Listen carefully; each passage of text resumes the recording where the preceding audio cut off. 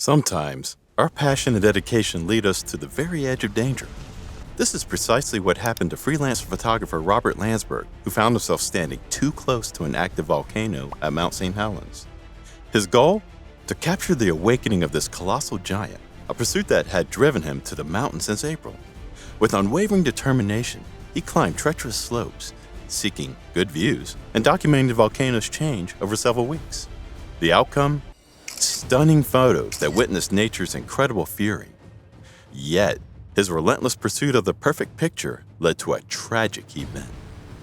What compelled him to get so close, and what became of those remarkable photographs amidst the chaos?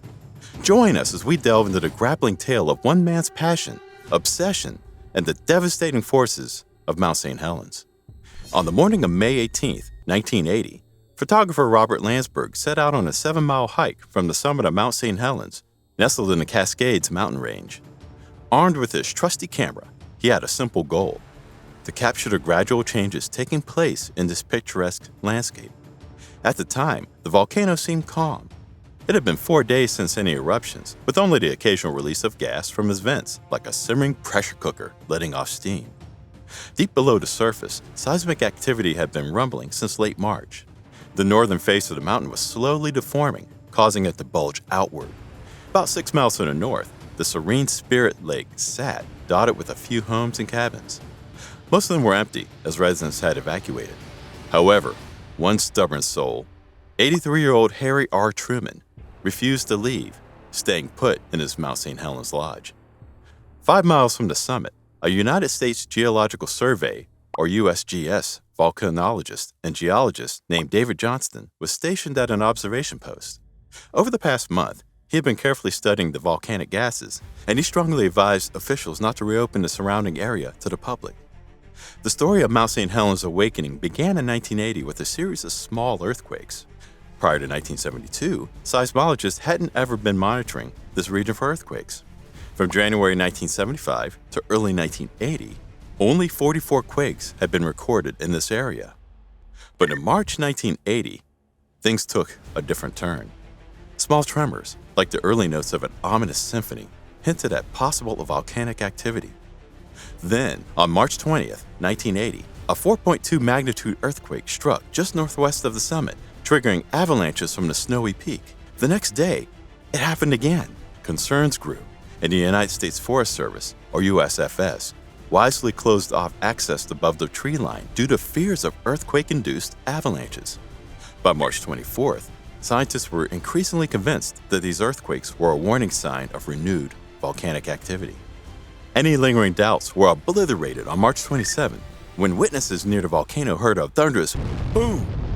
This was a steam-driven explosion known as phreatic eruption, caused by magma rising underground and meeting groundwater, creating steam and pressure that eventually burst forth.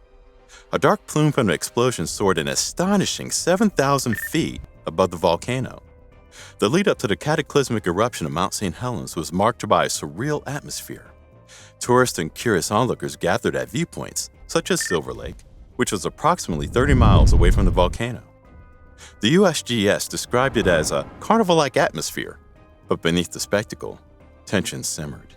By March 31st, the situation had escalated to the point where Cowlitz County commissioners declared a state of emergency. Roadblocks were set up, and officials prepared for possible evacuations. Meanwhile, the USFS personnel received a barrage of calls from the public, ranging from frustrated cabin owners unable to access their properties within restricted zones to gamblers seeking information about the number of explosions in the past 24 hours. Despite these challenges, the tourists continued to flock to the area near the roadblocks, even after the Federal Aviation Administration, or FAA, reported 109 planes inside the restricted zone around the volcano on April 3, 1980. Businesses began considering legal action against officials due to the lost revenue caused by the blockade and the pressure to reopen certain areas mounted. The USGS and their monitoring team, led by David Johnston, resisted these calls. As April progressed, the explosions from the volcano slowly and eventually ceased. However, scientists and officials remained cautious. Surveys, both from the air and on the ground, revealed a troubling development: a bulge about 1 mile long and a half-mile wide on the northern side of the volcano. Some, including Johnston, feared this could signal a lateral blast rather than a central eruption. To closely monitor these changes, two USGS observational posts, Coldwater 1 and Coldwater 2, were established. Coldwater 2 was positioned just 5 miles north of the summit. On April 30th, a red zone was established, spanning from 3 to 7 miles from the peak. Only authorized personnel, including scientists and law enforcement, were allowed within this zone. The newly established blue zone, encircling the red zone, permitted limited access during daylight hours for loggers and property owners holding special permits. But on that ominous morning of May 18, 1980, as Robert Landsburg documented the volcano's deformation from his vantage point 7 miles away, Harry Truman remained steadfast in his Spirit Lake home about 6 miles north of Mount St. Helens. 5 miles from the summit, David Johnston was stationed at Coldwater 2, watching and waiting. At precisely 8:32 a.m., a 5.2 magnitude earthquake jolted the area, setting off a massive avalanche from the walls of the summit crater. This event destabilized the northern face of the volcano, causing it to quiver and almost liquefy. In a heart-stopping moment, the entire north flank slid away from the cone in a torrent of rocks and debris. For the first time in nearly a century, Mount St. Helens erupted with unimaginable force and fury. Vancouver, this is it. Dave Johnston urgently transmitted these words over the radio just moments before the line went silent. It was a chilling message that would be etched into history as the eruption of Mount St. Helens unleashed its devastating power. With an unprecedented force, the volcano spewed ash and debris outward, obliterating everything in its path within a radius of about 6 miles from the summit. The extent of the blast extended even further, reaching approximately 12 miles, where nearly all remaining trees were forcefully toppled. Those few trees that managed to survive on the outer edges of the blast were left charred and scorched. About 7 miles away from the summit, Robert Landsburg found himself in a difficult position. As he watched the enormous wall of ash hurling towards him through his camera lens, he snapped a few last photos. Swiftly, he rewound the film back into his protective case, stashed his camera in his backpack, and lay down on top of it, a desperate attempt to shield the precious contents within. The pyroclastic flow, an avalanche of searing hot volcanic matter, engulfed Landsburg and his camera bag. His fate was sealed, along with that of countless others caught in the path of the eruption. Tragically, Landsburg, Johnston, and Harry Truman were among the 57 people who lost their lives that fateful day. Remarkably, the actions of Johnston and his dedicated monitoring team, who resisted immense pressure to reopen the area, likely prevented the death toll from reaching into the hundreds or even thousands.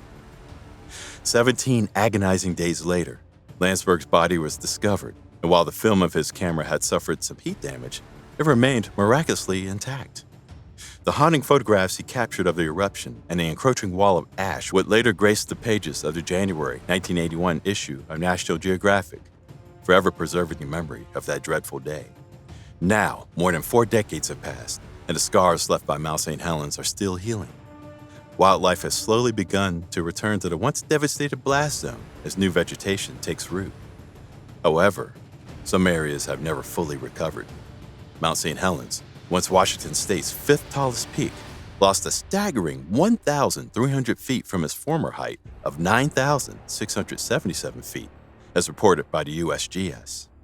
The highest point on the crater rim now stands at 8,365 feet in elevation, a testament to the enduring power and ever-changing landscape of this volcanic titan. Did you find this intriguing? If so, stay tuned for more fascinating stories like this by liking and subscribing to our channel.